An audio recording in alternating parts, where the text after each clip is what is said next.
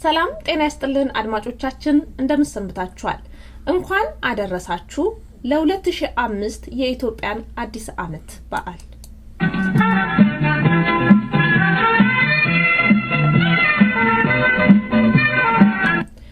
ይህ በየሳምንቱ አርብ ተዘጋጅቶ የሚቀርብላችሁ የሰይፈ ነበልባል ሬዲዮ ፕሮግራማችን ነው ፕሮግራማችንን ለማድመጥ እንዲያመቻችሁ ከወዲሁ ጠቆም እናደርጋችኋለን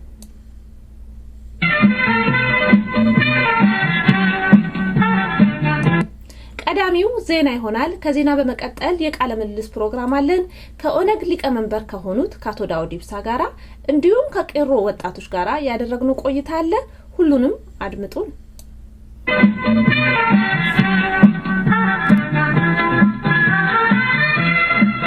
ሰላም ጤና ይስጥልኝ እንደምን ውላችኋል ዜና እናሰማለን በምስራቅ ወለጋ ዞን ለዘመናት ነዋሪዎችን ሲያውክ የነበረው የወያኔ ሰላይ በኦሮሞ ነጻነት ሰራዊት ተገደለ በምስራቅ ወለጋ ዞን ሀሩሊሙ ወረዳ ውስጥ ለዘመናት የአካባቢውና የኦሮሞ ነዋሪዎችን ሲያንገላታ የነበረው በየነ እስጢፋኖስ የወያኔ ሰላይ መስከረም 6 2012 በኦሮሞ ነጻነት ልዩ ሰራዊት በተወሰደበት እርምጃ መገደሉ ታወቀ ይህ ካድሬ በኦሮሞና በጉሙዝ መካከል ግጭት ሴራ በመጠንሰስ ደም ሲያፋስስና ሲያስገድል የነበረ ፋሽስታዊ ድርጊት ሲፈጽም የነበረ ከድርጊቱ እንዲቆጠብ በተደጋጋሚ ቢገለጽለትም ከድርጊቱ መቆጠብ ስላልቻለ መስከረም 6 2012 ሀሩሊሙ ሐውሳ በተባለው አካባቢ በአቶ በየነ እስጢፋኖስ በጀግናው በኦሮሞ ነጻነት ግንባር መገደሉ ታወቀ በተያያዘ ዜና የምስራቅ ዞን እዝ ለፍተሻ በተሰማራው የወያኔ ጦር ላይ በወሰደው እርምጃ ሁለት ወያኔ ሰራዊት ማቁሰሉ ታወቀ ያኔ ውስጥ ባለው ሽኩቻ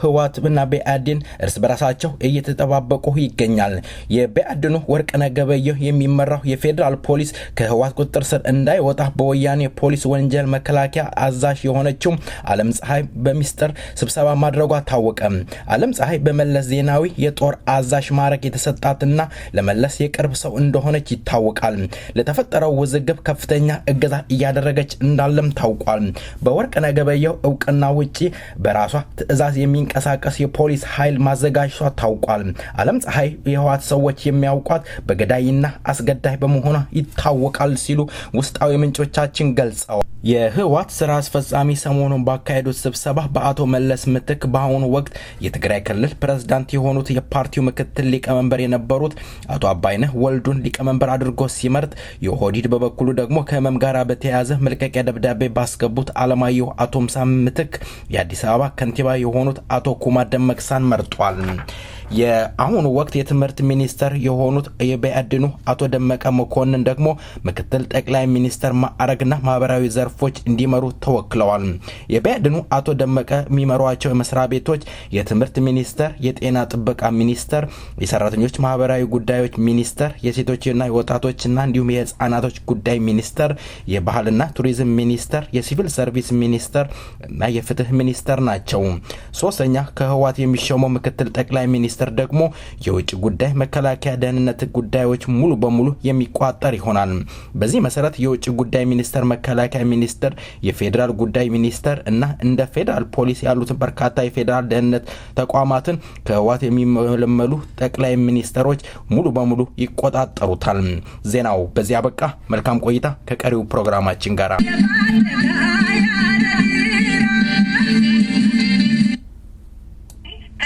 ኦሮሞ በሬው ሪጋማው የበለጠ መንካት ሆነናል በሀገራችን ላይ እኩል ተካፋይ አልሆንም በቀያችን ላይ በባዕድ እየተዳደርን ነው በቀያችን ላይ በባዕድ ቋንቋ መናገር የለብንም ነው እያለ ዛሬ ምንድን ነው አማራ ኦሮሞ እያለ ያለው በሀገራችን ላይ ሳምንት ይዘን እንቀርባለን አቶ ጃዋር መሐመድን ያድምጧቸው ሙሉ ፕሮግራም ሳምንት ይዘን እንቀርባለን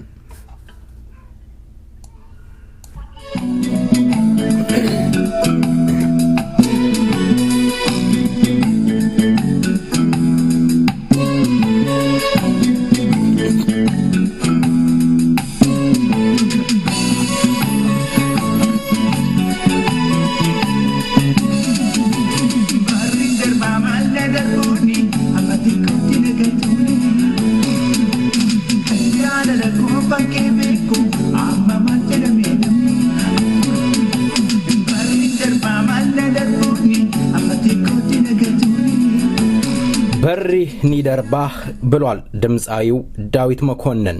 በዘመናት ውስጥ ዘመን እየጠበቁ ዘመን የሚያለፈ የሚመጣው ጀግኖች ብዙዎች ናቸው። ዛሬም እንደ ትናንትናው እንዳለፉት ጀግኖች ተነስተዋል። የቄሮ አባላቶች ዛሬ ወያኔን እያመሱት ይገኛሉ። ለኢህአዴግ ወይም ለወያኔ ራስ ምታት ወይም የጎን አጥንት ሆነውታል። ተሰንቅረው እያስጨነቁት ይገኛሉ።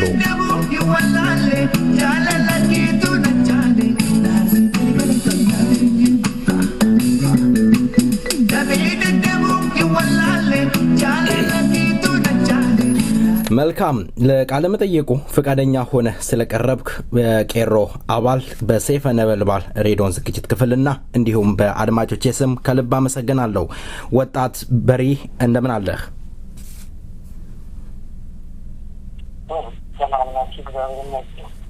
መልካም እንግዲህ ወደ ጥያቄዎቼ ገባለሁ። በአሁን ሰዓት ጅማ በስርዓቱ ወይም በወያኔ በርካታ በደሎች እየደረሰበት ህዝቡ እንዳለ ከተለያየ መረጃዎች እንሰማለን። እናንተም ለኛ እንደገለጻችሁልን ችግር እንዳለ ገልጻችኋል። ምንድነው ችግሩ? እስኪ ያየኸውን የደረሰውን ነገር ግለጽልን ለአድማጮች።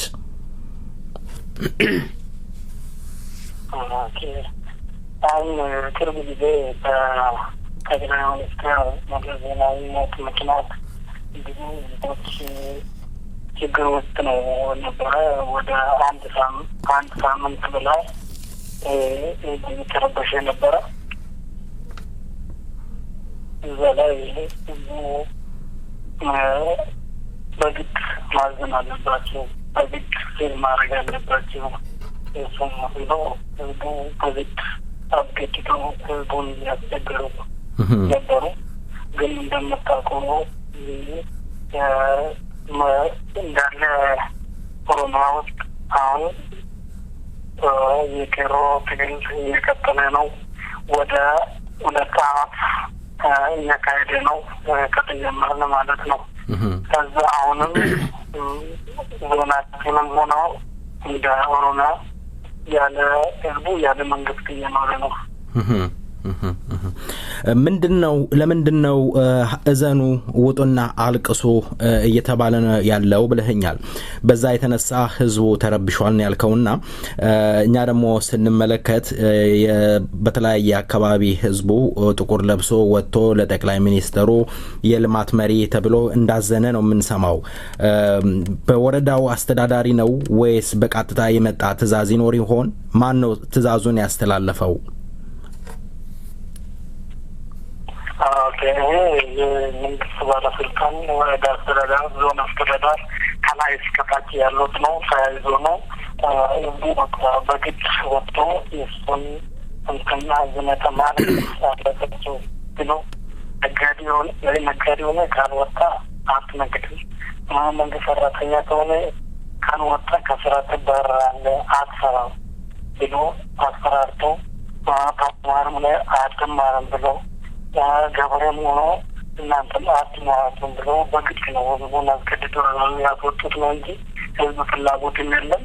ይህ ነገርም ደግሞ እንደ ዓለም ላይ ራሱ ሰው እኮ በራሱ ፊል ያደርጋል እንጂ በግድ ፊል ያደርግ ብሎ ሰው እንደዚህ ማለት ዓለም ላይ የለም። ዓለም ላይ የለም ነገር ነው ህዝብ ላይ ከደረገ ያለው እንግዲህ መልካም እንግዲህ እስኪ የጅማ ሁኔታ በምን ላይ ትሆናለች? የጅማ እድገት እስኪ እንዴት ትገልጸዋለህ ቄሮ? ጅማ አድጋለች እንደሚባለው ጠቅላይ ሚኒስትሩ የእድገት አባት ናቸው ነው የሚባለውና እውነት ጅማ ከ21 አመት በኋላ ለውጥ አላት? ህዝቡ ጠግቦ ይበላል ወይስ እንዴት ነው? እስኪ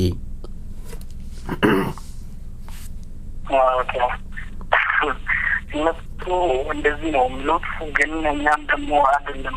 ህዝቡ ራሱ ችግር ውስጥ ነው ያለው። ጅማም ደግሞ እንደምታውቀው የሀገሪቱ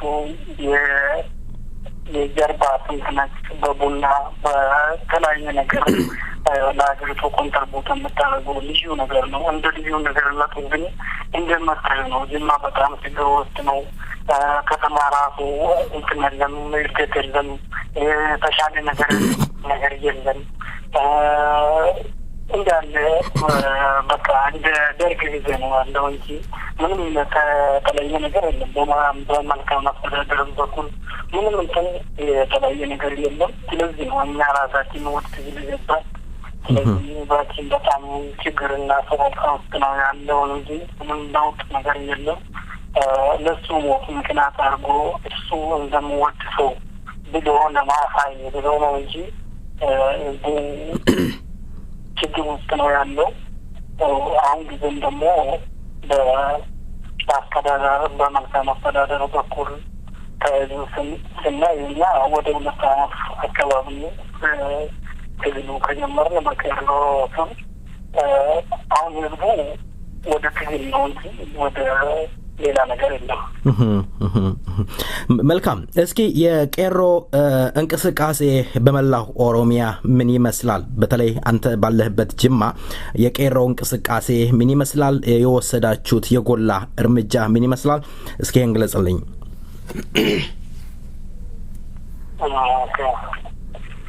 አሁን ቄሮ ሰብረው ወጣቶቹ ቄሮ ስር ተደራጅቶ በየጅማ ዞን እና ኢሉባቦር ዞን እንዳለ ተደራጅቶ እንቅስቃሴ ላይ ነው። ግን ደግሞ የቄሮን ዓላማ ምን እንደሆነ እያወቀ ነው። አውቋል። ህዝቡም እየተሳተፈ ነው። አስተዳደሮችም እየተሳተፉ ነው። መንግስት ሰራተኛ እየተሳተፈ ነው። ተማሪዎች እየተሳተፉ ነው። ተማሪዎች እየተሳተፉ ነው። ሁሉም እየተሳተፈ ያለ ነው። እኛ ከዚህም በፊት ብዙ እንቅስቃሴ አድርገናል። ህዝቦችን እያስተማርን ነው። የኦሮሞ ህዝብን እያስተማርን ነው። ከዚህ በሃይማኖት ለመውጣት በሰላም ትግልም ሆነ በዲሞክራሲ መልካም አስተዳደርም ለማመጣት በጣም ትኩረት አድርገን እየሰራ ነው። መልካም። እስኪ ጥሩ ነው ህዝቡንም ማስተማር ከእናንተ እሺ፣ ቀጥል ሰማሃለሁ። ቀጥል ተናገር። ግድ የለም ትችላለህ። ቀጥል። ትንሽ አማርኛ ስላስቸገረኝ ነው። እሺ፣ ችግር የለም። ቀጥል። ጉቱማ ጎዲንቻ ከሰት የሮማ ከናቶችን ምን የኦሮሞ ጎቻ ቢሩ ደረን kan baay'ee gaarii kan Oromoo hundooti tarkaanfachiisu ta'ee jira. Yeroo ammaa kana immoo mootummaa federaalaatiin wal qabatee mootummaan uummata jeeqaa jira. Uummanni akka malee jeeqamaa jira. Uummataan dirqamaan baatanii ba'uu qabdu. Gadda uummatni ministeeraa namni agarsiisnu hojjetaa ta'e hojii hin hojjettu. Hojii isaan ari'amtaa. Barataa ta'e barattuu qotee bulaa yoo ta'e amma sadarkaa jiraachuu dandeessan lafti keessanillee sinirraa fudhatama. Amma jedhamutti daldaltoonni immoo amma daldaluu hin dandeessu. Namni daldalaa keessatti sinirraa kaafama jiraachuu hin dandeessan. Amma jedhamutti uummanni rakkatee dirqamaan bahee biyya addunyaa kana keessatti biyyi uummanni dirqamaan namaaf boo biyya kana keessatti kun yeroo jalqabaati. Seenaa keessatti yeroo jalqabaati biyyi uummanni humnaan namaaf boo humnaan naa boo jechuun uummata kana dirquu kun waan biraadhaa uummata waggaa dheeraadhaaf wanti garbummaa jala ture ammas fideessanii hamma gaafa du'anittillee du'a isaan irrattillee uummata kanatti rumbusu uummata kanatti taphachaa kan jiraniif sababa kanaan naannoo 7 namaa uummata beekaa turanii uummanni jiruun kana keessa kan ture. መልካም። የቄሮ ቅድም ስትገልጽ ቄሮዎች ህዝቡን እያስተማሩ እንደውም የመንግስት ሰራተኛ ሌላውንም ከጎናችሁ እያሰለፋችሁ እንዳለ ገልጻችኋል። መልካም ነው። ብዙ የኦሮሞ ልጆች አንዳንድ ጊዜ ሲናገሩ የቄሮ አባላት እስኪ የጎላ ነገር ጥቃት ያደረሰውን ሊሰሙና ማየትም ይፈልጋሉ። አንዳንድ ጊዜ እስኪ አንተ ቄሮ ይሄንን አድርጓል ይሄንን ፈጽመናል ብለህ የጎላ ነገር ልታሳየኝ ትችላለህ? ልትነግረኝ ትችላለህ?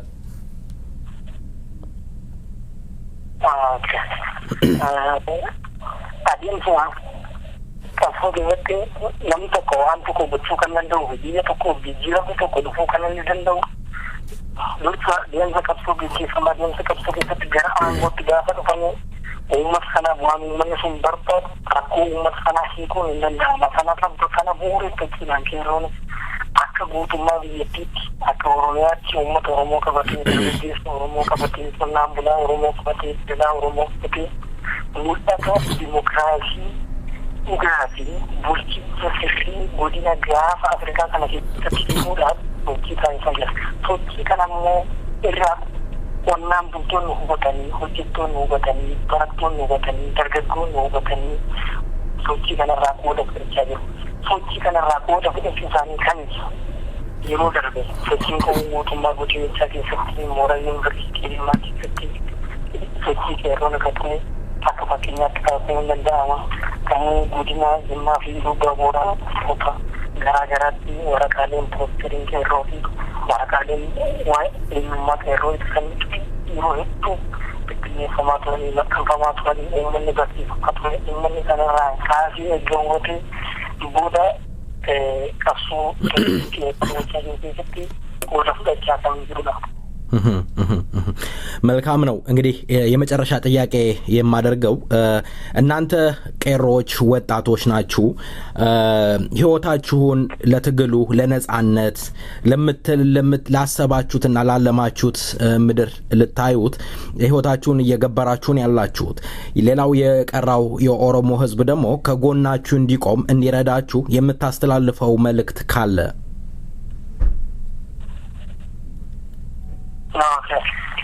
እንጂ ለኦሮሞ አንድ ሁለት ነገሮችን መናገር እፈልጋለሁ።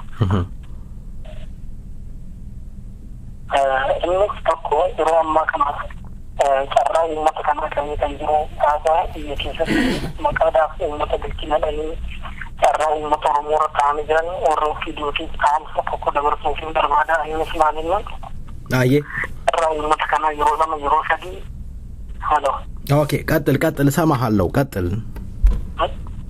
እትፉፊ ጨራ uummatakana yeroo lama sadii dabarsan yeroo uummatakana saamamu uummatakana ta'anii ilaalaa turan yeroo uummanni kun jilmaadha jedhamu uummatakana ta'anii ilaalaa turan amma immoo deemee isaanitti dhufe mirga uummatakana kabachiisuu hin dandeenye yeroo ammaa kanatti biyyattiin rakkoo keessa seentee jirtu kanatti yeroo kanatti carraa isaan qaban kun isaanis carraa fadhumaatii carraa kanatti fayyadamanii yoo isaan uummata cina hiriiranii yaada uummataa fudhatanii yoo uummata kana gara tokkotti fiduu danda'an uummanni kun hireen isaa murteeffamuu danda'a. Amma hiree uummata kanarratti daba guddaa kana jechaa jiru isaanidha. Yeroo ammaa kana biyyi isaan meeshaa godhateetidha kan uummata Oromoo qophaa'aa jiru. Kanis isaaniif yeroo ammaa kanatti baraa isaaniif diinni yoo hedduu gabaabate iddoo nama sadii iddoo afuritti isaan qophoosee isaaniin uummata kana detteroorri safaraan yeroo kana isaaniin ubbaraa of hubbaraa gara uummataatti deebi'aa singaa jechuun barbaadan amma ammoo dhaabbilee siyaasaa Oromoo garaa garaati. Yeroon kun yerootti garagartee ilaalanii yerootti gargar wal qoodatu hin taane yerootti tokkummaadhaan uummata kana qabatanii yerootti mirga uummata kanaa qabatee uummata kanaa murteessa waan ta'eef yeroo kanatti tokkummaadhaan akka wal qabannee ka'uu qabna. Dargaggeessi otoo hin jedhiin daldalaa otoo hin jedhiin barsiisaa otoo hin jedhiin qonnaan bulaa otoo hin jedhiin akka wal qabannee haasa'achuun barbaada. መልካም ያው ተነሱ በጋራ እንታገል ነው እያልክ ያለኸው። ቅድም የመጨረሻ ጥያቄ ብዬ ነበረ የሰይፈ ነበልባል ሬዲዮን ዝግጅት ክፍልን ወይም ፕሮግራምን በምን በኩል ታገኙታላችሁ? እንዴት ነው የምታዳምጡት? ፕሮግራማችንን እንዴት ነው የምታዳምጡት? በምንድን ነው እንዴት ነው ይደመጣል? ሀገር ቤት ታደምጡታላችሁ?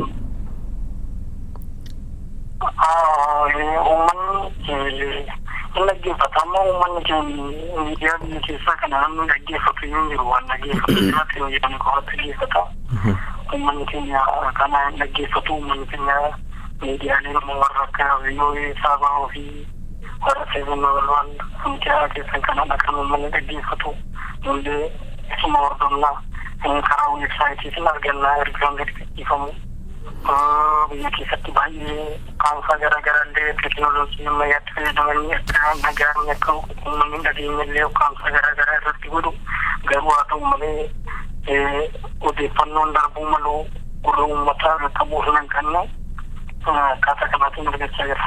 መልካም በሪ ወጣት በሪ በጣም አመሰግናለሁ ለቃለ መጠየቁ ፍቃደኛ ሆነ ስለቀረብክ እንዲሁም በድጋሚ እግዚአብሔር ይስጥልኝ እላለሁ። በመጨረሻ ያስተላለፍካት መልእክት ሁላችንም እጅ ለእጅ እንነሳ ተያይዘን ለትግሉ እንታገል እንነሳ ብለሃል። ድምጻዊው ሄርጳ ጋንፎሬ ከያ ኦሮሞ ብሎ አንጎራጉሯል። ታዲያ እሱን ጋብዤ ብሰናበትስ?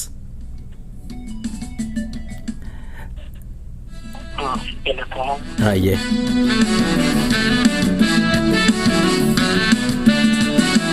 Raaju deemnus walbira yaadni koosimbira Tufagaanus biyarra urrolee walgara Gaayi lammeekoo abdii guddini sagaafataan ariifatii qabsooni Jiraaju deemnus walbira yaadni koosimbira Tufagaanus biyarra urrolee walgara Gaayi lammeekoo abdii guddini sagaafataan ariifatii qabsooni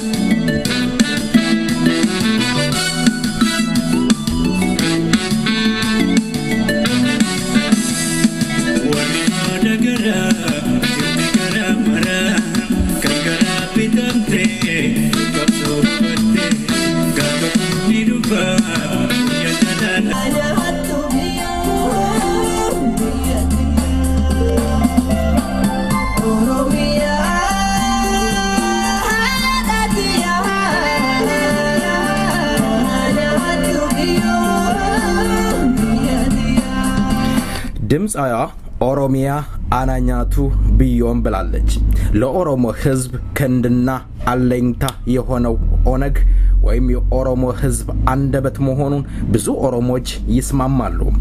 የዚህ ድርጅት ሊቀመንበር የሆኑት አቶ ዳውድ ኢብሳን ዛሬ በስልክ መስመራችን ላይ ይቀርባሉ።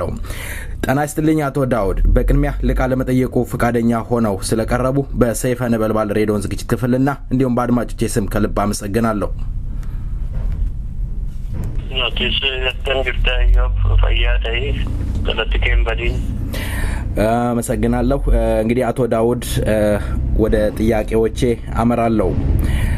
በአሁን ሰዓት አቶ ዳውድ በኢትዮጵያ ውስጥ የጠቅላይ ሚኒስተር መለስ ዜናዊ በሞት እንዳረፉ ይታወቃል። በተፈጠረው የፖለቲካ ውጥረቶች ምናልባት የሚኖረው እንድምታ ምን ይመስላል? የሚገኝ ነገር ይኖር ይችላል ይሆን? ዛሬ ወልማበላ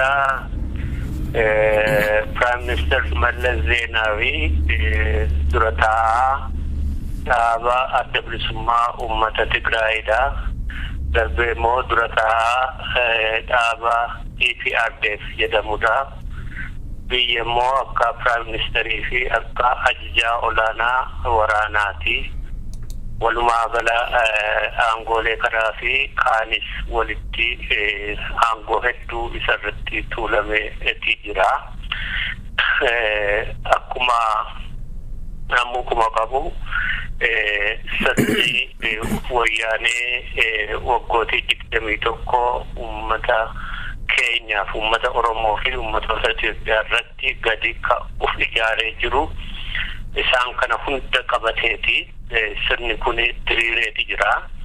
Sirni kun kan inni gadi dhaabe yoo jiraate sirna paartii tokkichaati. Paartiin immoo mootummaa to'ata. Daangaan mootummaa fi paartii gidduu waan ifa ta'e hin jiru. biyya sana keessatti jireenya dinagdee, jireenya hawaasummaa, jireenya poolitikaa yookaan siyaasaa biyya sanaa kana hundatu to'ata. Isa kana duuba immoo waggootii dhiyoo as haala TPLF keessatti dhalaterraati aangoon jaarmiyaa TPLF, aangoon EPRDF, aangoon mootummaa, aangoon ministeerota, aangoon waraanaa hundi isaatu nama kana harkatti cuunfamee galee jireenya miseensota isaanii fi jireenya paartii isaanii fi jireenya dinagdee biyya sanattiin to'atanii kana hundi irra guddaa isa biratti cuunfamuun iccitii miti yeroo ammaa kana keessatti. Kanaafi namni kun irraatii du'aan dhabamuun paartiilee kanaa fi dhaaba TPLF fi biyyattii guutuutti qaawwa akka uumu ifaadha. Haa ta'u qaawwa akka nam tokkootti fi dandeettii aangoo ufarkatti biratti cuunfee qabate kana qaawwi kuni walumaa gala jaarmiyaalee siyaasaan dhuunfatee ittiin biyya to'atuu fi mootummaan itti dhuunfatee waraanni ittiin dhuunfatee to'atuu irratti qaawwi haa dhabamu malee sirni sunii fi caasaaleen kunii fi paartiileen kun hundi isaaniitu sirna cunqursaa isaanii fi maashina cunqursaa isaanii qabatanii ammallee fuuldura ummata Oromoo fi fuuldura ummatoota Itoophiyaa jiru. Inni kun immoo guutummaatti mirga ummatootaa fi mirga dimokiraasii ka ukkaamsee qabee dantaa siyaasaa fi dantaa dinagdee paartii sanaa fi miseensota paartii sanaa qofa ittiin guuttachuuf ka ittiin dhimma itti bahanidha. Inni kun bakkuma sana jira jechuudha. Kuni ifa ta'uu qaba uummata keenyaa fi haa ta'u qaawwi namni kuni aangoo hanga kana harkatti dhuunfatee jiru paartii isaa fi mootummaa isaa irratti uumu guddaadha.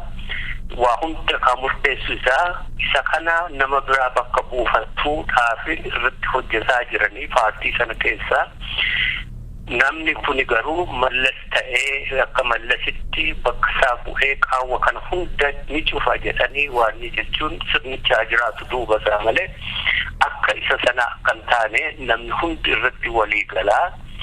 Inni kun dadhabinsa guddaa paartii isaa fi mootummaa isaa irratti akka inni uumu fuuldura keenya jira. Dadhabinsa kanatti dhimma bahuun egaa ka keenya ta'a jechuudha. Qoodi isaa fi dirqamni nu uummata Oromoo irra jira. Miseensota adda bilisummaa Oromoo fi miseensota uummatoota mirga isaanii falmatan irra jira jechuudha. Dadhabinsa kanatti dhimma bahuudhaa fi qaawwa guddaa nu uumaa. Dadhabinsa guddaatu jaarmiyaa isaa fi mootummaa isaa irratti dhalatuuf ta'a. Dadhabinsa kana cufatuudhaa fi akkuma durii isaanii doorsisa hidhaatti kanatti deebi'uun malanii inni kun immoo caalaatti dadhabinsa biraa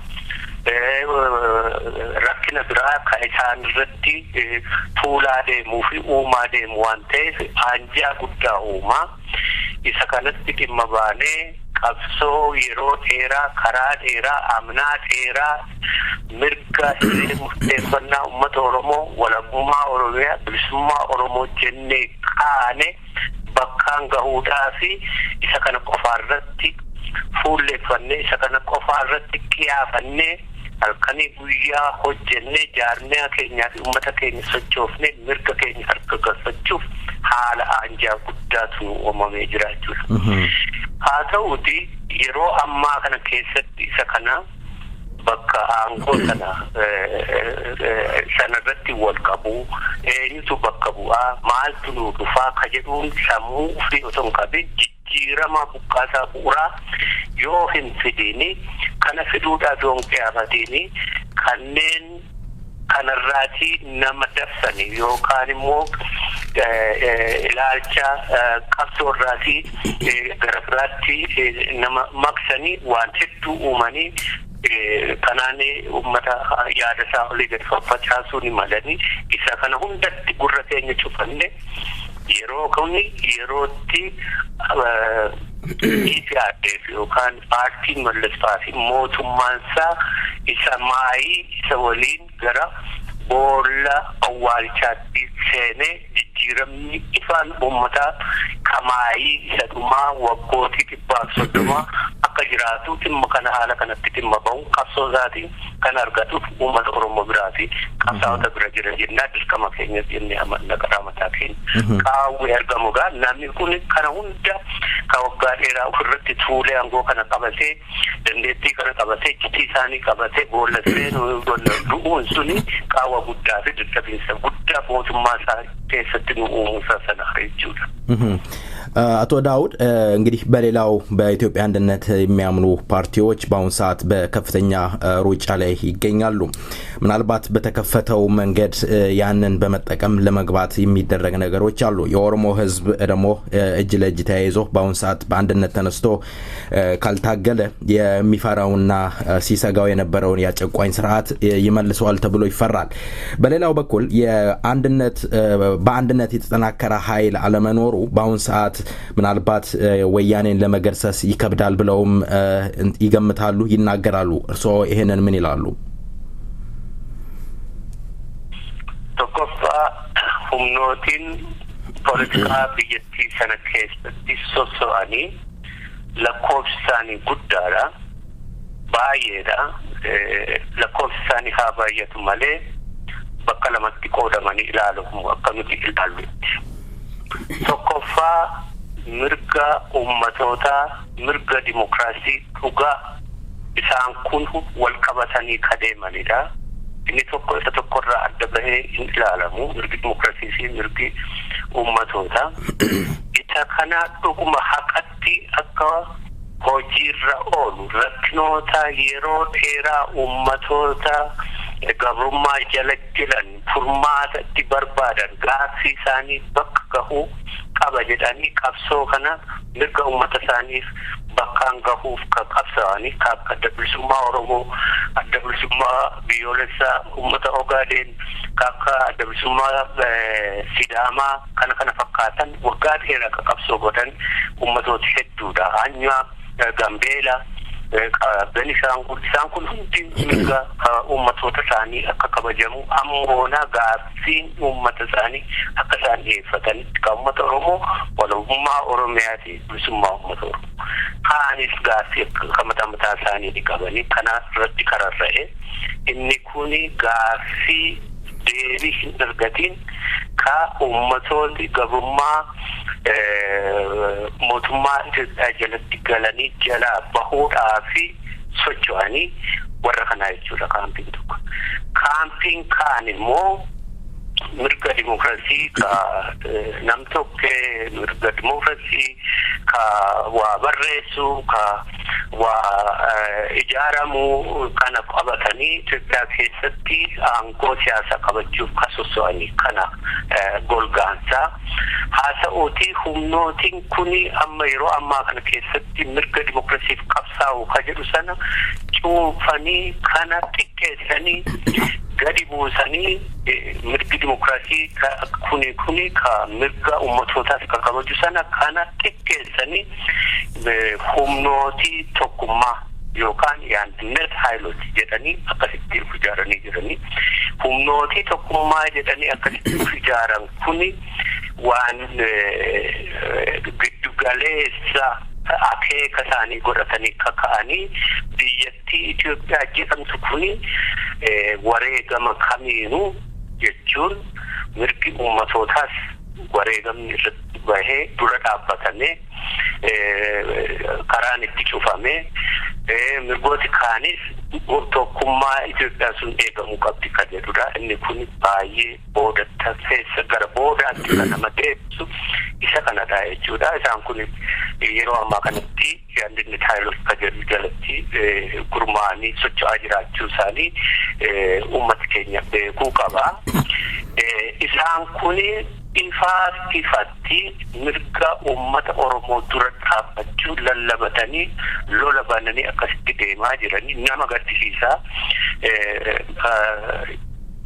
mirga ummataa dura dhaabbatuun seera addunyaa dura dhaabbatuudha mirga ummata Oromoo fi ummatoota kaan dura dhaabbatu qofa osoo hin taane ka hanga ammaa wareegamaan argame ka mootummaa Oromiyaa biyya Oromiyaa jedhamee tolfamee jiru kanaa fi federal arrangement heera Itoophiyaa ammaa irratti taa'ee jiru kan hunda booda deebisuu ifatti lallabatanii kun egaa ka isaan lafa kaawwatanidha.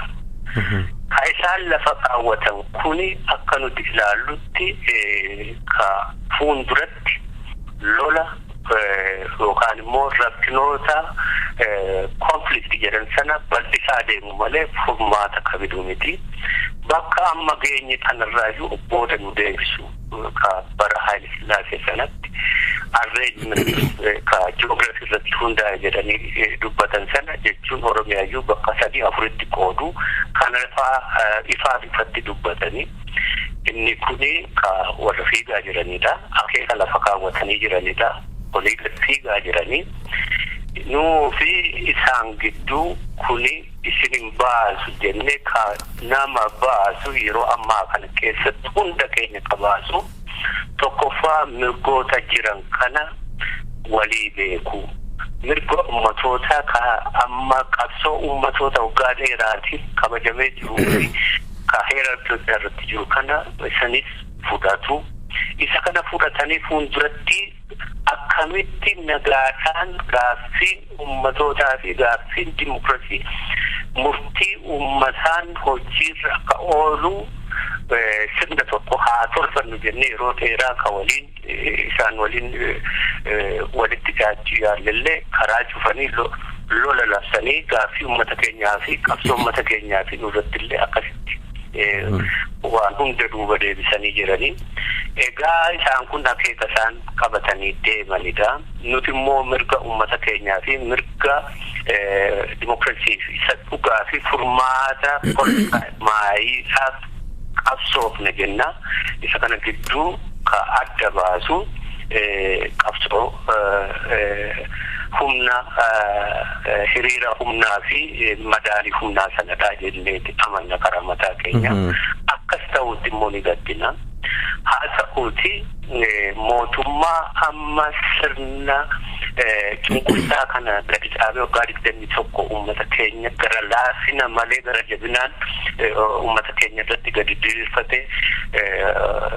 akeeka dinagdee fi akeeka saamicha dinagdee fi siyaasa isaa oofaa jiru kana jilbeeffachiisuuf humna ummatoota dhugaadhaan qabsaa'anii isaan kun murtisuu fi sirna dadhabee bututee asiin ga'e kana waggootii 20 kana keessa ka irratti wareegaman isa kana bakkaan gahutu sana qofaatu murteessaa ta'a osoo ta'ee akkuma jettee humnootiin mootummaa kana morman mirga jiran kana ka addunyaa irratti namni kamuu fudhatu qabu diduu dhiisanii hundi keenya humna keenya walitti kuufanne mootummaa kana jilbeeffachiisuuf ni salphata ture haa ta'uuti isa kana isaantu diduu darbaniiyyuu akkuma mootummaa sana irratti qabsoo godhan caalaa mirga ummata keenyaa fi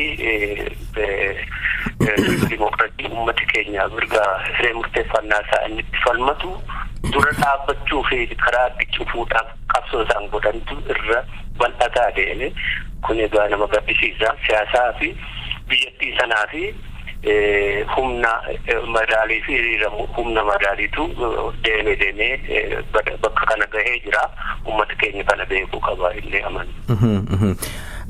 በሌላ በኩል አንድ ሲነገር ስንሰማ ምንድነው የኦሮሞ ነጻነት ግንባር ማለት ኦነግ በኢትዮጵያ አንድነት ከሚታገሉት ኃይሎች ጋራ በጋራ እስካልታገለ ድረስ እንደውም ነጻነቱን ሊያገኝ አይችልም እስከማለት ደርሷል። አንዳንድ ጊዜ እንደውም እኔ ስረዳ እንደራሴ ንቀትም ያለበት ይመስለኛል።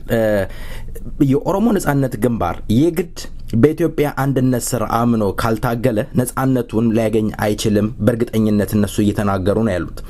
በእናንተ በኩል ደግሞ እኛ የራሳችንን እድል በራስ እንወስናለን፣ በልጆቻችን ደም ነጻነታችንን እናገኛለን እያላችሁ ነው ያላችሁት።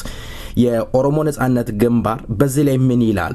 በአንድነት ቢታገል የራሱን አጀንዳ ይዞ የሌላውን አጀንዳ አክብሮ ቢታገል ለኦሮሞ ነጻነት ወይም ለኦሮሞ ህዝብ የሚፈጥረው ችግር አለ ብለው ያምናሉ አቶ ዳውድ?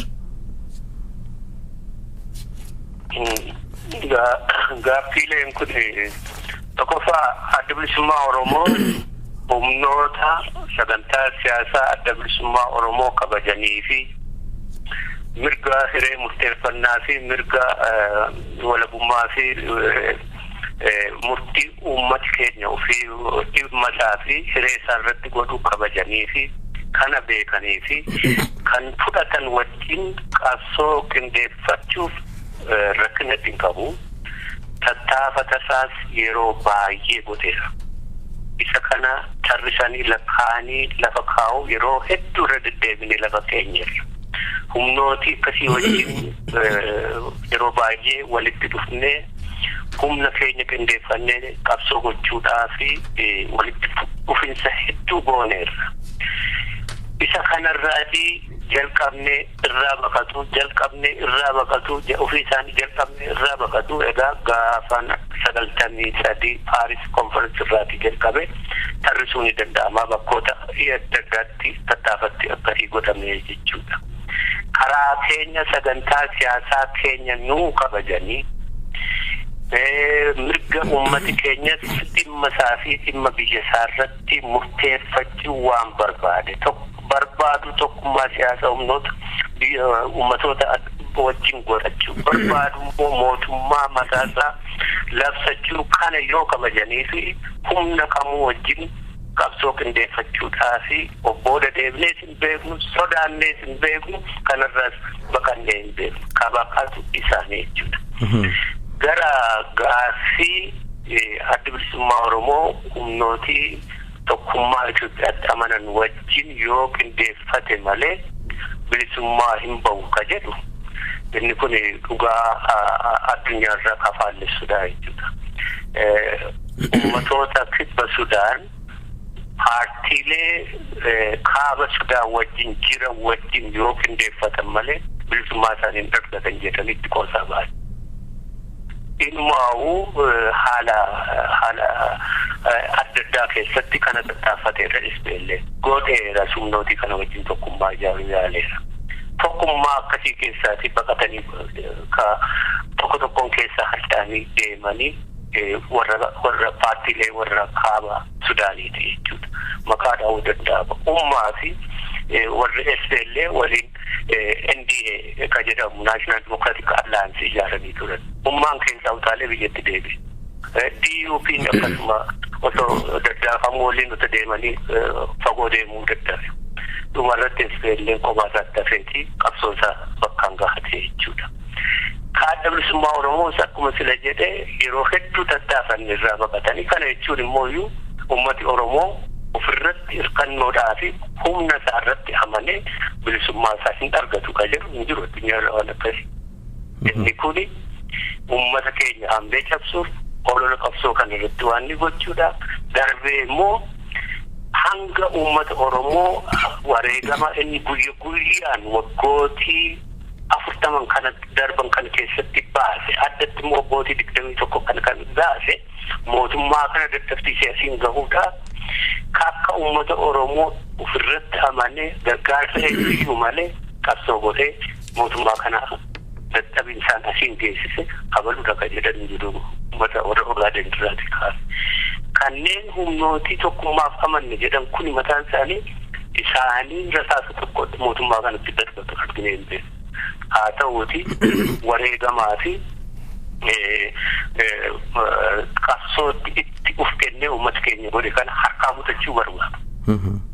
Ofii isaanii qabsoo kanatti maxxananii akeeka isaanii bakkaan gaachuudhaaf kana jedhu malee uummati Oromoo wareegamaanis haa ta'u humna qabsoo kana diriirsee fuulduratti tarkaanfachiisuuf humnooti kanarratti dachaa humna qaba malee ka isaanitti maxxanee qofaadhaan bilisummaa isaa argatu miti jechuudha. Warri akkas jedhan ka of tuulummaa isaanii durii kan nuti isinii lafa keenyutu fudhattuu qabdanii kanaan deemuu qabdan jedhanii duutu isinii beekaa sanarraatii ka'a. Kun immoo dhiibdee waggaa dheeraa dhukkuba waggaa dheeraa isaan qabanidha. Uummati Oromoo ka ofitti amanuudha. Qabsoon isaas ka ofitti amanuudha. Adda bilisummaa Oromoos ka ofitti amanuudha. Akka uummatoota qabsoo irratti jiru immoo of tuulummaa nutti hin dhaga'amu. Humnootii dimokiraasii fi mirga uummatootatti amanan wajjin eenyuyyuu wajjin hojjechuudha. Ofirratti amantiidhaan qophiidha. Kanaan duras qophii turre isaan turraa baqatee karraa baqatee dhukkubni fataaniiti. Isaan jiraatuu baatanis uummati Oromoo mirga isaa harka isaa ni galfata. Kana eenyullee dhaabuu hin danda'u. Addi bilisummaa Oromoo jiraatuu baate uummata kana mirga isaa fi hiree isaa harka galfachuu namni irraa dhaabuu danda'u hin jiru. Humni kamuu hin jiru. Yeroo agamii fitaa yeroo gabaabaa kanatti ta'a guyyaa akkasitti ta'a akkuma qabsoolee kamiitu guyyaa kana jechuu hin danda'u. መልካም አቶ ዳውድ ኦነግ የኢትዮጵያን እንዴት ይገልጻታል? በምን አይን ነው የሚያያት? ኢትዮጵያ ለኦነግ እንዴት ምን አይነት ትርጉም አለው?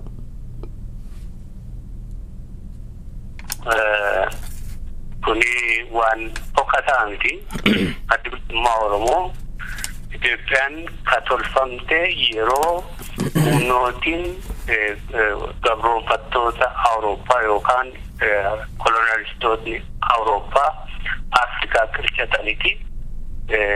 Itoophiyaanis yeroo sana tolfamte yeroo tolfamtutti gargaarsa biyyooti Afrikaa qircatan kana gargaarsa meeshaa qawwee warra gorsitoota warra waliin lolanii warra planners isaan kanaati Itoophiyaa kana tolchanii yeroo tolchanitti mootummaa Itoophiyaa kaaba ture Abisiiniyaa ka jedhamu ka bulchuu Minilik isa kana jalatti gargaarsa sana hunda isatti dhangalaasanii uummatoota kibbaa Itoophiyaa jiranii Oromoo dabalatee humnaan cabsanii gabroonfatanii akka koloniitti cabsanii sirna bulchiinsa isaanii fi aadaa isaanii fi waan isaanii cabsaniiti qabatanii kanaaf Itoophiyaan erga gaafasiitii kolonial impaayeridha.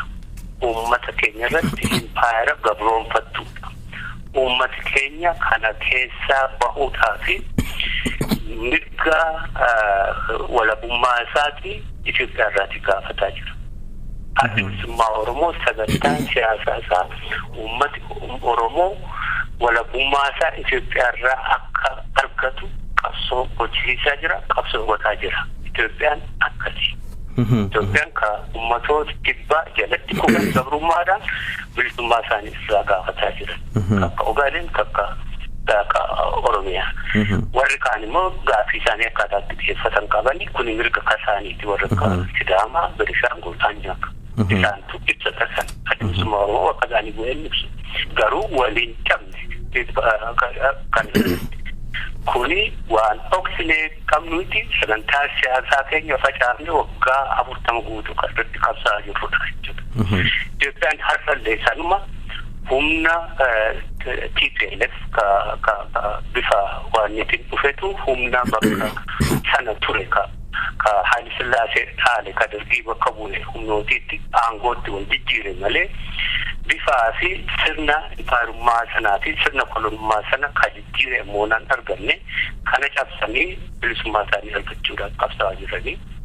Haa ta'uuti hireen kanneen mootummaa Itoophiyaa irraati mirga dimokiraasii falmanne jedhanii ijaaraman yeroo adda addaatti isaan kana wajjin walitti nufiitee waan jirtu ji'oogiraafii faanii qabsoo qindeeffatu yookaan wal hubatu kana yeroo adda addaatti seenne kun hin hojjenne uummati Oromoo ofirratti amanuudhaanii fi qabsoosaa waggaa dheeraa godhe galii isaa furmaatatti gochuudhaan soso'uu qaba ka jennee fi ofirratti amanne hin hojjenne jara kana wajjin bifa adda addaatiin qabsoo qindeeffanne jennee ka waggaa dheeraa yeroo chaartaraa TPLF wajjin mootummaa seenne haala kana bifa sirna qabu tokkoon bifa nagaadhaan furmaatatti goone illee sunis hin hojjenne ammaan booda kuni yoomiyyuu ka hojjetu miti hojjechuu kan inni dadhabummoo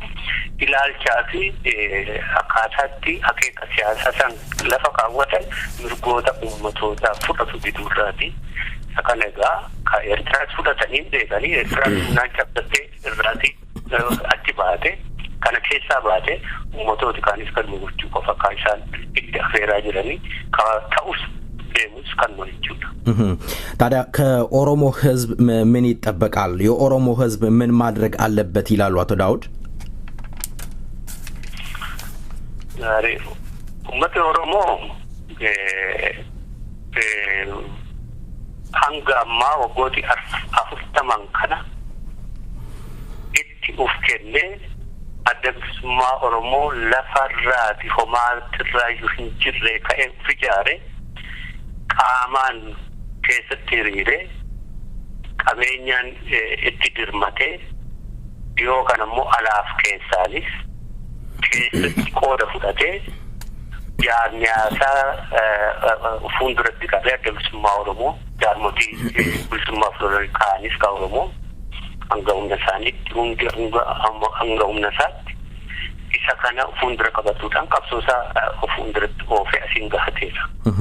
Bakka gahate kana gahuudhaaf immoo wareegama ulfaataa qaqqaalii hedduu baaseera. Wareegama qaqqaalii baase kanallee gargaarsa alagaa tokko malee baase gargaarsa alagaa malee hanga kana gaheera. Injifannoonni harka isaatti galfate xiqqaamiti baay'eedha. Maallaqaan tilmaamuu hin danda'amu. Isa kana bakkaan gahachuudhaaf yeroon murteessaan kenneeraa fi akkuma sila jalqaba irratti jedhe yeroon ammaa kun mirga isaa harka galfachuuf murteessaadha jechuudha. Kanaaf humnooti adda addaa bilisummaa isaa dura dhaabbatan walabummaa isaa dura dhaabbataniin osoo hin burjaajofne ofirratti amantiidhaan harka wal qabate mirga isaa harka galfachuuf tokko fincila uummataatti dhimma bahee lama ilmaansaa bifa adda addaadhaan Oromiyaa keessatti qabsoo hidhannoo irratti bobba'an wajjin hiriiruudhaan kanneen bifa adda addaatiin sirna mootummaa Itoophiyaa keessatti eenyeeti sirna sana keessa Oromootaas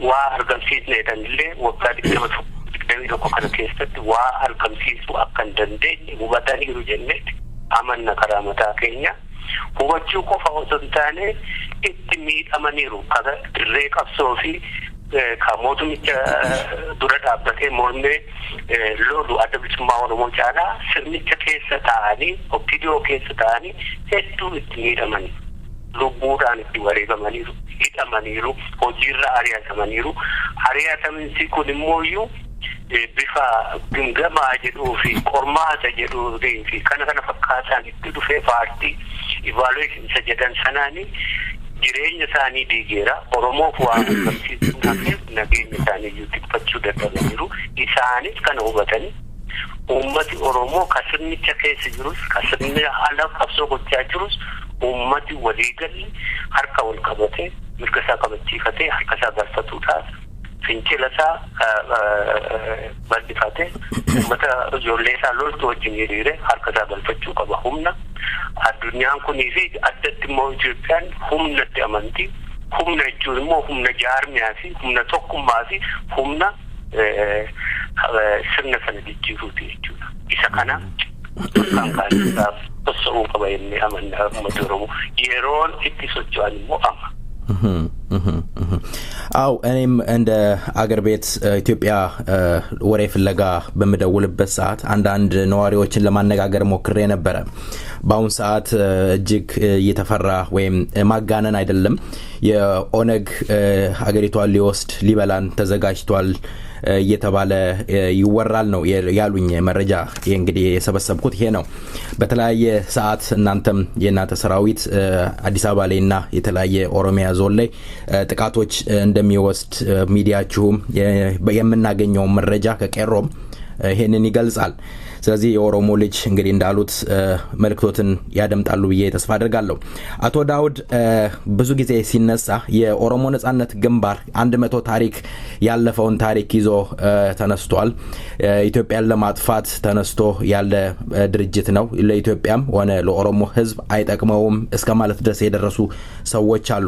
በሌላ አንፃር በኮ ስንመለከት ደግሞ የኦሮሞ ህዝብ ኦነግን እንደ ድርጅት ሳይሆን እንደ እምነት ያየው ደረጃ ላይ ደርሷል። ብዙዎች ባለፈው እንግዲህ የነበሩትም ኦነግ እኮ ማለት እምነት ማለት ነው እንጂ ድርጅት ማለት አይደለም እስከማለት ደርሰዋል። በሌላ በኩል እንደ አይነት ድንጋይ የሚወረወረው እናንተ የ100 ዓመት ታሪክ ይዛችሁ ስለተነሳችሁ ይሆን ወይስ ምንድነው ይሄ 100 ዓመት ታሪክ የነጻነት ማንሳት ኋላ ቀርነት ሊያሰኝ ይችል ይሆን? አቶ ዳውድ ተቆፋ ሴና በሩማ ሴና ጭንቁርሳ ሴና ቀበኛ ሳመሙ ሴና ብየራ ቡቀው ለፈው ፊራ ቡቀው ሴና ባሲ ዱመንቀምኔ ሞቱማ ሳፊ ባሳ በሁ ሴና ገበሩ ሴና ሂዳ ሴና አጀቻ ሴናን ኬኛ ከናፊ ከነራቲ ብሊሱማ ባና ወለቡማ ብየኬኛ በርባና jechuun addunyaa kanarratti seera addunyaa irratti ka deeggaramedha. Seera addunyaatu kennaafi mirga uumamaatu kenna cunqursaa jalaa bahu mirga amantiitu kenna. Amantii keessatti mirga keetiif loli quraanaa fi wangeela keessallee jira. Kuni cubbuu miti. yoo cubbuu katabu mirga namaatti darbanii uummata namaa cunqursu qabeenya namaa saamu biyya namaa dhaqanii weeraru biyya namaatti darbanii kan namaa falmatu. Uummati Oromoo lafasaa irratti abbaa biyyaa abbaa qabeenya lafasaa irratti kabajaa ilma namummaa hidhamuu jalaa bilisoomuu bara baraan keesaa fi maatii isaa fuulduratti ajjeefamuu irraati bilisummaa argatu. Mootummaa seeraa fi sirnaan bulu qamataasaa ijaarrachuudhaaf qabsoo gochuu malee uummata kaan irratti darbee uummata kaan saamuu uummata kaan ajjeesuu bulguu miti kana ni beekani tokko. Kalammataa qabsoon bilisummaa Oromoo adda bilisummaa Oromoo waggooti 40 kana qabsoo godhe. Qabsoo gada keessatti dhihaabaa giddu galeessa lolaa bahee isa kana keessatti mirgoota uummatoota kamuu Oromiyaa keessa qubatanii jiran keessatti ittiin buune. Kanarratti mootummaan ka ololu ni qaba.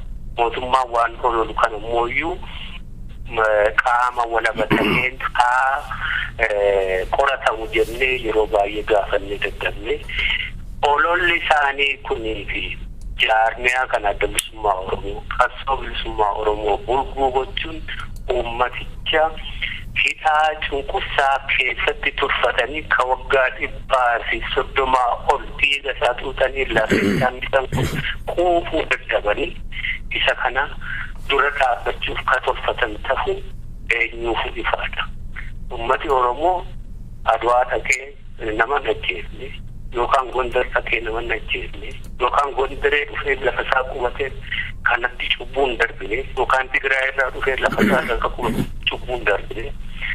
Ummati Oromoo qabsoo gochaa jiruu fi qabsoo godhu ka dhibbaan isa fixaa oolu waraana mootummaa basaasa mootummaa warra sirna cunqursaa sanaa hiriiranii uummata Oromoo saamaa oolanii fi cunqursaa oolan qofaa irratti ka qiyaafate malee kana alatti hin qiyaafanne.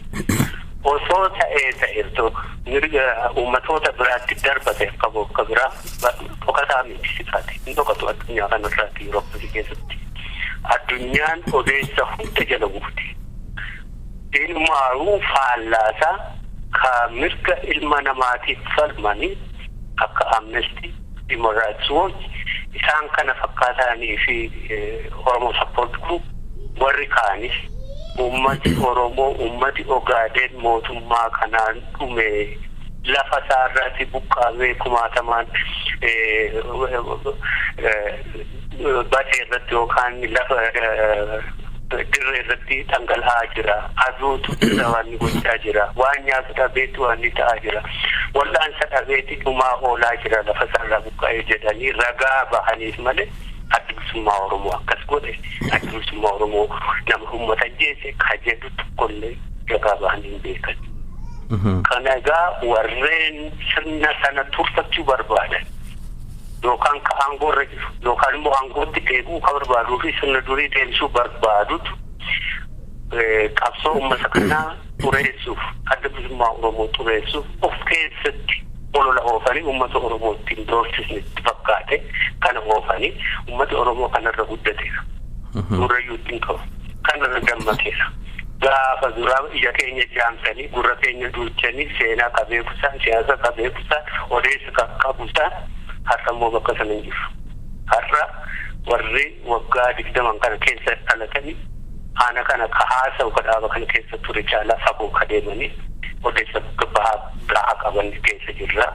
Kanaafi dhukkuba kanarraa ka fayyuu qabanii warra akka kanaa oofanidha jennee amanna gara mataa keenya. Kuni uummata Oromoo adda bilisummaa Oromoo akeeka isaa bakkaan gahachuuf obboodan inchi tokkollee kan deebisu. መልካም አቶ ዳውድ እስኪ ወደ ቲፒኤልኤፍ የመጨረሻ ጥያቄ ነው ማረጋው ቲፒኤልኤፍ አሁን የተመረጡት ምክትል ጠቅላይ ሚኒስተሩ ያው ጠቅላይ ሚኒስተር ሆነዋል ምናልባት እንደ ጠቅላይ ሚኒስተር መለስ ዜናዊ የመጫወት ሁኔታ ይገጥማቸው ይሆን ምናልባት መለስ ዜናዊ ጥሩ አርቲስት ናቸው እኚህ ምክትል ጠቅላይ ሚኒስተር ደግሞ ከሌላ ብሔር የመጡ ናቸው ከጦና ልጅ የተወለዱ ስለሆኑ ምናልባት ተጽዕኖ ሊኖርባቸው አይችልም እንደ በነጻነት ይሰራሉ ተብሎ ይገመት ይሆን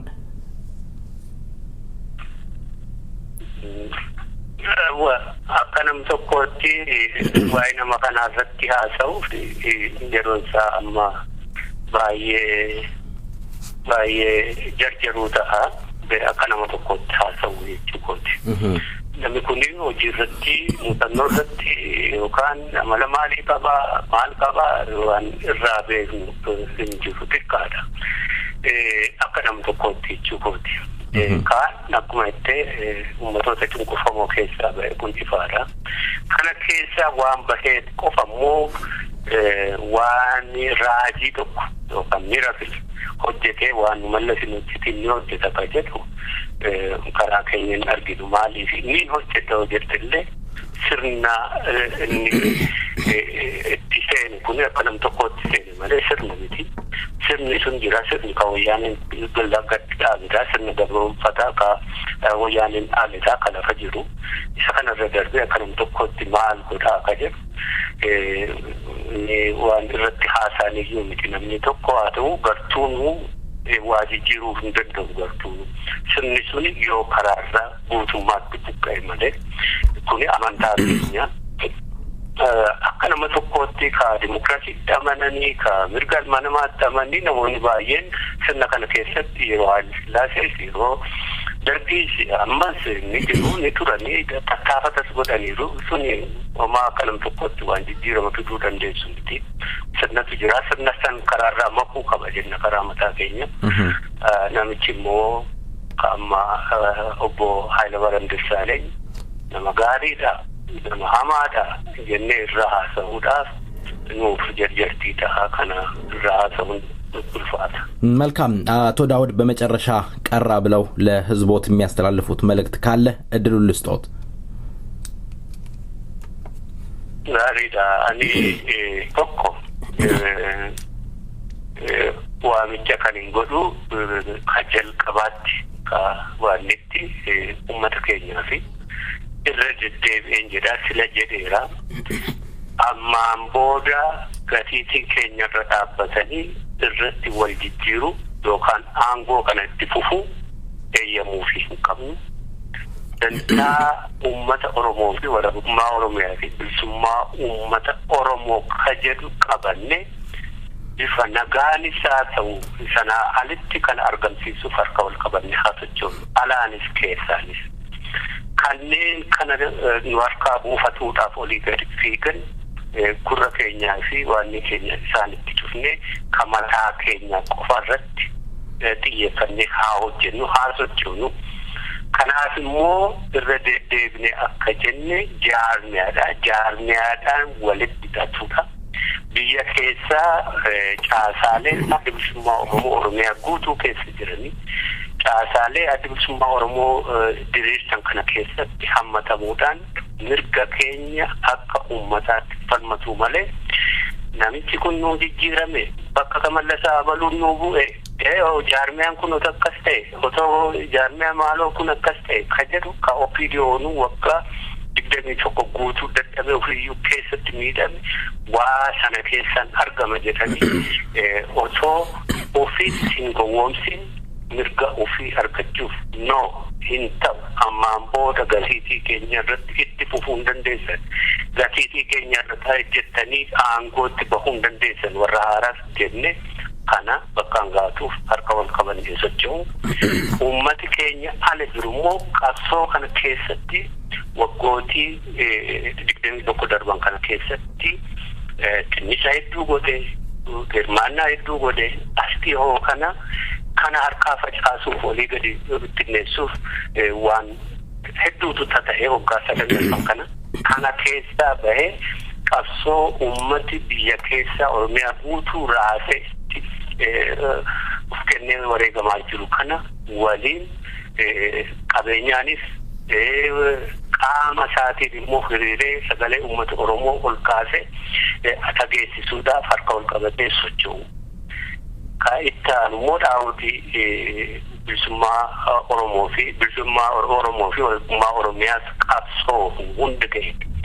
Isaan warri kuni haala amma jiru kana uummata keenya kan darbine qabsoo irratti waltumsu olola kamiyyuu jaarmiyaa kamirratti oofamu irraatii waltumsinee olola jaarmiyaa kamirraayyuu ittisu qabeenyaan yaadaan wal bira dhaabbatuun mirga uummata keenyaa argamsiisuuf sagalee wal fakkaataa uummata keenyaa fi addunyaaf dhageessisuu irratti akka waliin hiriirree waltumsinee sochoonu kana waamichaan godhaa fi kanarra dhaabbannee yoo kuni bakkaan gahame eenyullee mirga keenya bakkaan gahachuu kan nu dhorku hin jiru. Ufin amanaa ittiin amanaa uummati keenya biyya keessaa kanatti jira. Ka ala jiru kunis kan faasirreessu kan qofa waamicha godhaa. Kanarra darbee warri miidiyaarra hojjetan kun immoo akkuma itti jirtani shira qabsoo bilisummaa Oromoo irratti jiru fashilsiisuuf sagalee uummata kanaa fuulduratti dhageessisuuf halkanii guyyaa akka irratti nu jabaatanii jira fayyaa ta'a. በድጋሚ ለቃለ መጠየቁ ፍቃደኛ ሆነው ቀርበው ሰፋ ያለ ትንታኔ ወቅታዊ ጉዳይ ስለ አስረዱን አቶ ዳውድ ኢብሳ የኦሮሞ ነጻነት ግንባር ሊቀመንበር በሰይፈ ነበልባል ሬዲዮ ዝግጅት ክፍልና እንዲሁም በአድማጮች ስም ከልብ አመሰግናለሁ። ስንሰነባበት እንዲሁ በደረቁ አይደለም። ኤቢሳ አዱኛ ኤኝሼ ዳንጋ ኦሮሞ ሊጡ እያለ የሚያዜመውን ዜማ ጋብዦት እሰናበታለሁ። አቶ ዳውድ ተያተህቲፍ ነነገር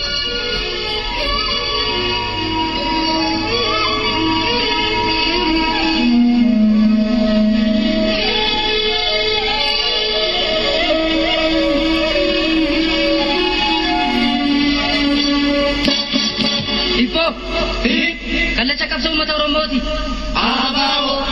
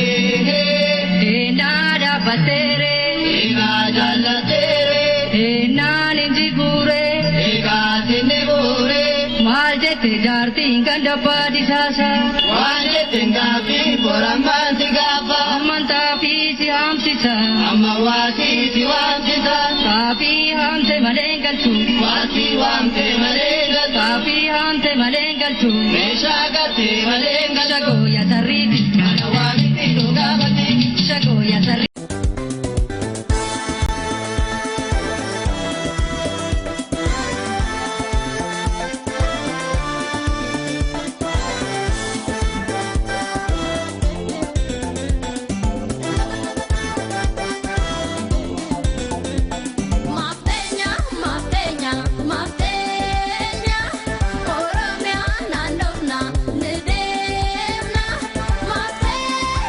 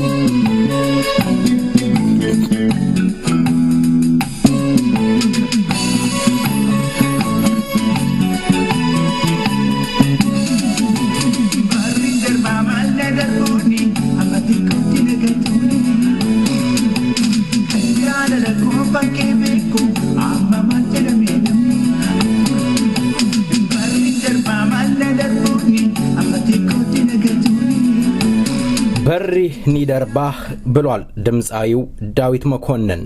በዘመናት ውስጥ ዘመን እየጠበቁ ዘመን የሚያለፈ የሚመጣው ጀግኖች ብዙዎች ናቸው። ዛሬም እንደ ትናንትናው እንዳለፉት ጀግኖች ተነስተዋል። የቄሮ አባላቶች ዛሬ ወያኔን እያመሱት ይገኛሉ። ለኢህአዴግ ወይም ለወያኔ ራስ ምታት ወይም የጎን አጥንት ሆነውታል። ተሰንቅረው እያስጨነቁት ይገኛሉ።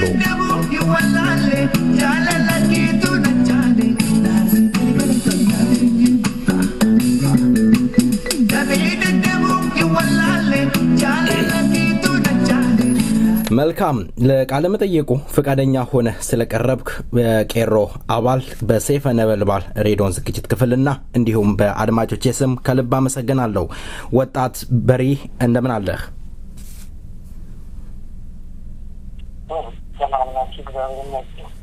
መልካም እንግዲህ ወደ ጥያቄዎቼ ገባለሁ። በአሁን ሰዓት ጅማ በስርዓቱ ወይም በወያኔ በርካታ በደሎች እየደረሰበት ህዝቡ እንዳለ ከተለያየ መረጃዎች እንሰማለን። እናንተም ለኛ እንደገለጻችሁልን ችግር እንዳለ ገልጻችኋል። ምንድነው ችግሩ? እስኪ ያየኸውን የደረሰውን ነገር ግለጽልን ለአድማጮች።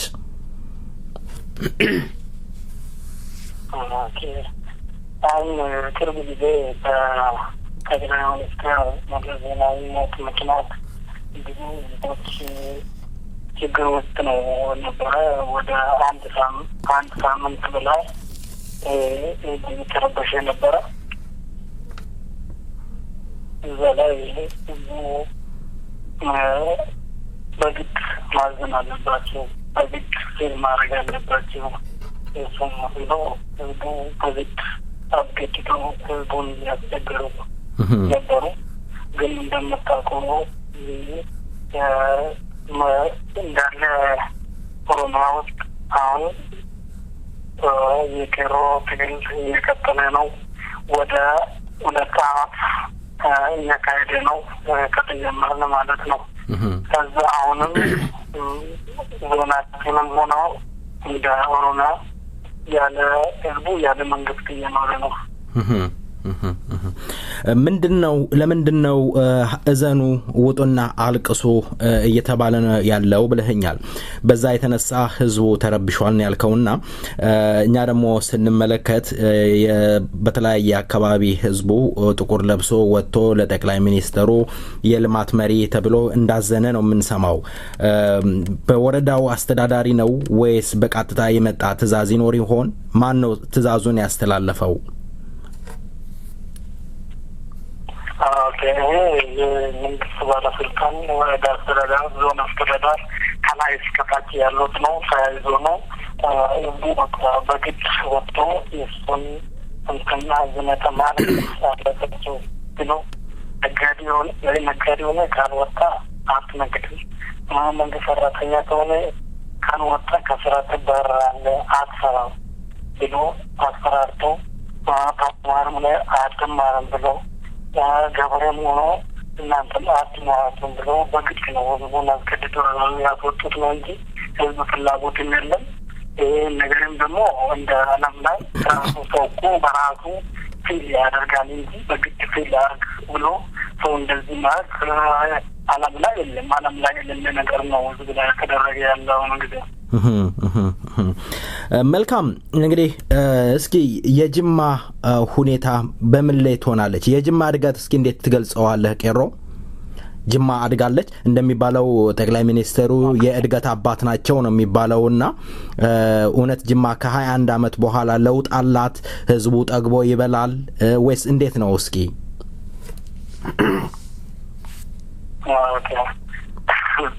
እነሱ እንደዚህ ነው የሚሉት፣ ግን እኛም ደግሞ አይደለም። ህዝቡ ራሱ ችግር ውስጥ ነው ያለው። ጅማም ደግሞ እንደምታውቀው የሀገሪቱ የጀርባ አጥንት ነች። በቡና በተለያየ ነገር ለሀገሪቱ ኮንትሪቢዩት የምታደርገው ልዩ ነገር ነው። እንደ ልዩ ነገርነቱ ግን እንደምታዩ ነው። ጅማ በጣም ችግር ውስጥ ነው። ከተማ ራሱ እንትን የለም፣ እድገት የለም፣ የተሻለ ነገር የለም። እንዳለ በቃ እንደ ደርግ ጊዜ ነው ያለው እንጂ ምንም የተለየ ነገር የለም። በመልካም አስተዳደር በኩል ምንም እንትን የተለየ ነገር የለም። ስለዚህ ነው እኛ ራሳችን ወቅት ይገባል። ስለዚህ ባችን በጣም ችግርና ሰቆቃ ውስጥ ነው ያለው እንጂ ምንም ለውጥ ነገር የለም። ለሱ ሞት ምክንያት አድርጎ እሱ እንደሚወድ ሰው ብሎ ለማሳይ ብሎ ነው እንጂ ችግር ውስጥ ነው ያለው። አሁን ጊዜም ደግሞ በአስተዳደር በመልካም አስተዳደር በኩል ተያይዞ ስናይ እኛ ወደ 2 ዓመት አካባቢ ትግሉ ከጀመርን በቀሎ ስም አሁን ህዝቡ ወደ ትግል ነው እንጂ ወደ ሌላ ነገር የለም። መልካም። እስኪ የቄሮ እንቅስቃሴ በመላው ኦሮሚያ ምን ይመስላል? በተለይ አንተ ባለህበት ጅማ የቄሮ እንቅስቃሴ ምን ይመስላል? የወሰዳችሁት የጎላ እርምጃ ምን ይመስላል? እስኪ እንግለጽልኝ።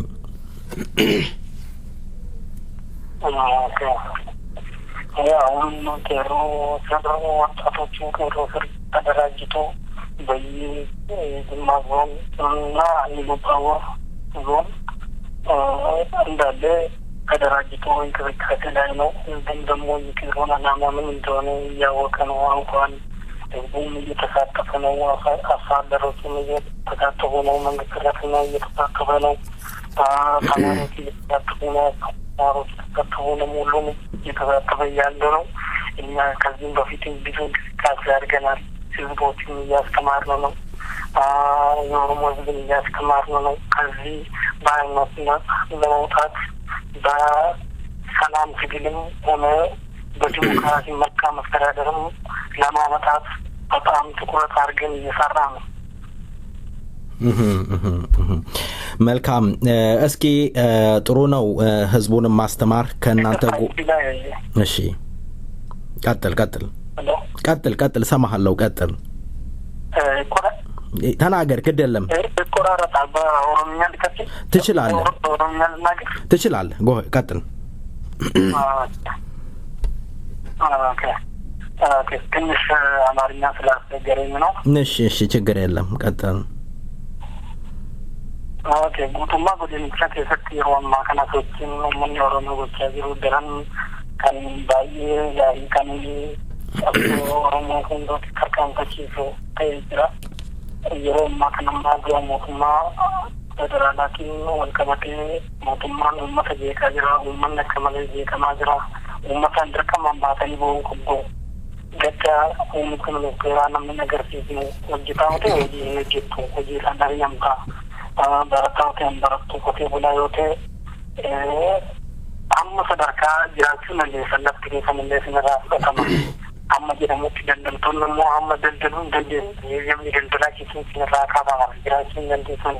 Amma jedhamutti uummanni rakkatee dirqamaan bahee biyya addunyaa kana keessatti biyyi uummanni dirqamaan namaaf boo biyya kana keessatti kun yeroo jalqabaati. Seenaa keessatti yeroo jalqabaati biyyi uummanni humnaan namaaf boo humnaan naa boo jechuun uummata kana dirquu kun waan biraadhaa uummata waggaa dheeraadhaaf wanti garbummaa jala ture ammas fideessanii hamma gaafa du'anittillee du'a isaanii irrattillee uummata kanatti rumbusu uummata kanatti taphachaa kan jiraniif sababa kanaan naannoo 7 namaa uummata beekaa turanii uummanni jiruun kana keessa kan ture. መልካም። የቄሮ ቅድም ስትገልጽ ቄሮዎች ህዝቡን እያስተማሩ እንደውም የመንግስት ሰራተኛ ሌላውንም ከጎናችሁ እያሰለፋችሁ እንዳለ ገልጻችኋል። መልካም ነው። ብዙ የኦሮሞ ልጆች አንዳንድ ጊዜ ሲናገሩ የቄሮ አባላት እስኪ የጎላ ነገር ጥቃት ያደረሰውን ሊሰሙና ማየትም ይፈልጋሉ። አንዳንድ ጊዜ እስኪ አንተ ቄሮ ይሄንን አድርጓል ይሄንን ፈጽመናል ብለህ የጎላ ነገር ልታሳየኝ ትችላለህ? ልትነግረኝ ትችላለህ?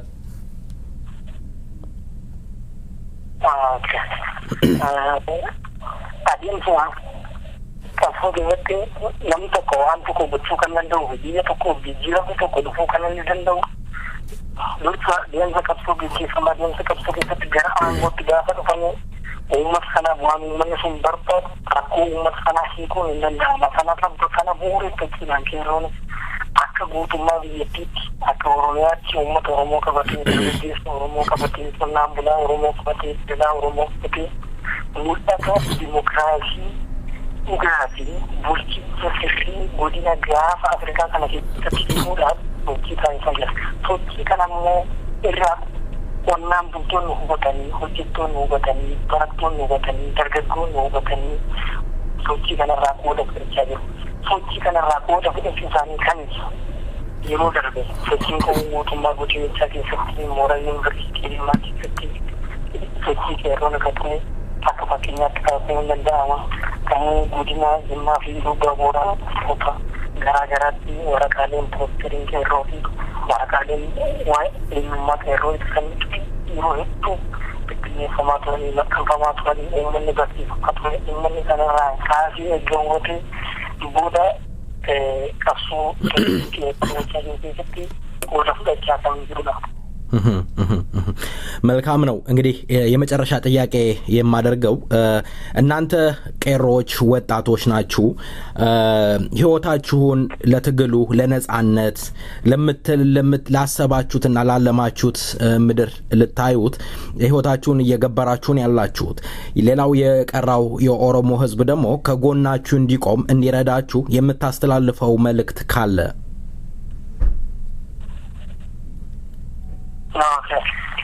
እንጂ ለኦሮሞ አንድ ሁለት ነገሮችን መናገር እፈልጋለሁ። እነሱ እኮ ሮማ ከማት ቀራ ይመጣና ከሚተንጆ ታዛ የከሰት መቃዳፍ መተግልኪና ላይ ቀራ ይመጣው ሞራ ታምጃን ኦሮኪ ዲዮቲ ታም ሰኮ ደብረሶ ሲን ደርባዳ አይመስማልና አየ ቀራ ይመጣና ይሮዛማ ይሮሻዲ ሄሎ ኦኬ ቀጥል ሰማሃለው ቀጥል እትፉፊ ኦኬ ጨራው መተከና ይሮለማ ሰዲ ደማርሳን ነው ከነው መተከና ሳማሙ መተከና ታኒ ላላጥሮን ይሮም ምንኩን ጅልማ ደም መተከና ታኒ ላላጥሮን አመሙ ደም ሳንክሩት ግርገኝ መተከና ከበቺ ፍንደም ነው ማሰነቲ ይቲኒ አሳኮ ከሰንቴው ትጅርቱ ከነቲ ይሮ ከነቲ carraa isaan qaban kun isaanis carraa fedhumaati. Carraa kanatti fayyadamanii yoo isaan uummata cina hiriiranii yaada uummataa fudhatanii yoo uummata kana gara tokkotti fiduu danda'an uummanni kun hireen isaa murteeffamuu danda'a. Ammas hiree uummata kanaa irratti daba guddaa kana jechaa jiru isaanidha. Yeroo ammaa kana diinni isaan meeshaa godhateetidha kan uummata Oromoo qaqqabaa jiru. Kanaaf isaanii fi yeroo ammaa kanatti ubbaraa isaanii fi diinni yoo Itoophiyaa baafate iddoo nama sadii iddoo afuritti isaan qophoosee isaanii uummata kana detteroorri safaraan yeroo kana isaanii ubbaraa of hubadhaa gara uummataatti deebi'aa singaa jechuun barbaadan lammaffaa immoo dhaabbilee siyaasaa Oromoo garaa garaati. Yeroon kun yerootti garagartee ilaalanii yerootti gargar wal qoodatu hin taane yerootti tokkummaadhaan uummata kana qabatanii yerootti mirga uummata kanaa qabatee uummata kanaa murteessa waan ta'eef yeroo kanatti tokkummaadhaan akka wal qabannee ka'uu qabna. Dargaggeessi otoo hin jedhiin daldalaa otoo hin jedhiin barsiisaa otoo hin jedhiin qonnaan bulaa otoo hin jedhiin akka wal qabannee haasa'achuun barbaada. መልካም ያው ተነሱ በጋራ እንታገል ነው እያልክ ያለው። ቅድም የመጨረሻ ጥያቄ ብዬ ነበረ የሰይፈ ነበልባል ሬዲዮን ዝግጅት ክፍልን ወይም ፕሮግራምን በምን በኩል ታገኙታላችሁ? እንዴት ነው የምታዳምጡት? ፕሮግራማችንን እንዴት ነው የምታዳምጡት? በምንድን ነው እንዴት ነው ይደመጣል? ሀገር ቤት ታደምጡታላችሁ?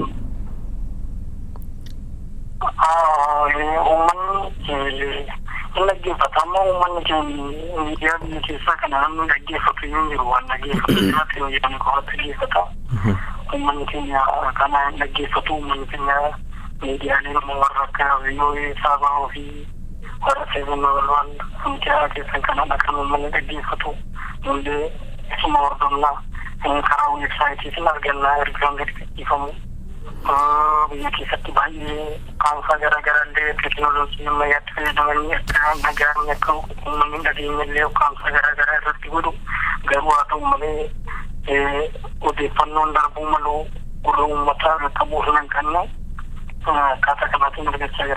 መልካም በሪ ወጣት በሪ በጣም አመሰግናለሁ ለቃለ መጠየቁ ፍቃደኛ ሆነ ስለቀረብክ እንዲሁም በድጋሚ እግዚአብሔር ይስጥልኝ ይላልው በመጨረሻ ያስተላለፍካት መልእክት ሁላችንም እጅ ለእጅ እንነሳ ተያይዘን ለትግሉ እንታገል እንነሳ ብለሃል ድምጻዊው ሄርጳ ጋንፎሬ ከያ ኦሮሞ ብሎ አንጎራጉሯል ታዲያ እሱን ጋብዤ ብሰናበትስ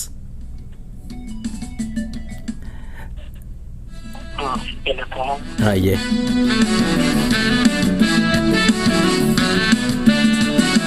Rajo demnos walvera yaane ko simbera to faganus biera urole walgara gaila mego abdi kudini sagabata nari pati kapsoni Rajo demnos walvera yaane ko simbera to faganus biera urole walgara gaila mego abdi kudini sagabata nari pati kapsoni